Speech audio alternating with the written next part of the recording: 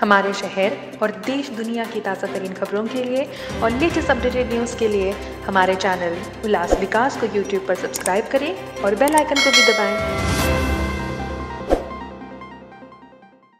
शाहपुर तालुका के वासिंद शहर के पास संत गाड़गे महाराज प्राथमिक आदिवासी आश्रम स्कूल भाटसाई के लगभग 150 छात्रों को कल दोपहर का भोजन खाने से विष बाधा हो गई। उल्टी चक्कर की शिकायत के बाद स्कूल में अफरा तफरी मच गई और बीमार बच्चों को शिक्षक और स्थानीय लोगों की सहायता से शाहपुर उपजिला अस्पताल में भर्ती कराया गया।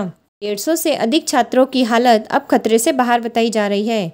उन्हें 24 घंटे निगरानी में रखा गया। उनके सोने, खाने और रहने की व्यवस्था अस्पताल में ही की गई है। खाने से विष बाधा कैसे हुई उसकी जांच शुरू की गई है।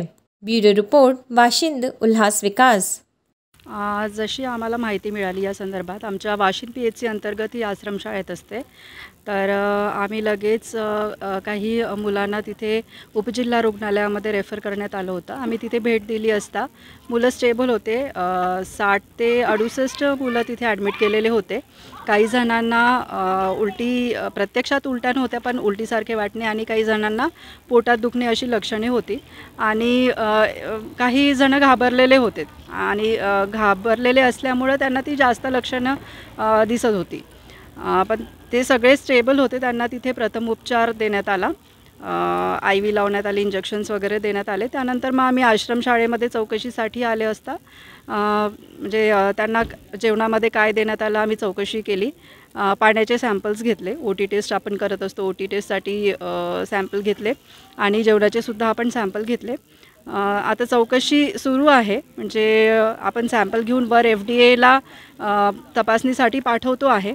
निश्चित कशामुळे झालं आहे, पुष्कळदा म्हणजे स्वच्छता न राखल्यामुळं होत असतं किंवा मग शिळ्या जेवणामुळं, जेवणामध्ये शिळ्या वस्तू, शिळे जे भाज्या आहेत, पदार्थ आहेत किंवा एक्सपायर्ड काही मसाले आहेत, तर हे सगळं वापरल्यामुळं पण होऊ शकतं किंवा तिथे काम करणारे जे कर्मचारी आहेत किचनमध्ये, तर त्यांच्या अस्वच्छतेमुळं होऊ शकतं। मोस्टली जे सिम्पटम्स मुलांना दिसले तर त्यावरून मला गॅस्ट्रायटिस म्हणतो आम्ही, हायपर ॲसिडिटी सारखी लक्षणे वाटली।